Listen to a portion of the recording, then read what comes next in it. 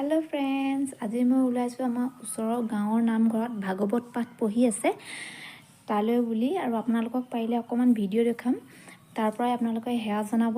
আৰু মোৰ ভিডিঅ'টো ভাল লাগিলে লাইক কমেণ্ট শ্বেয়াৰ কৰি দিব দেই।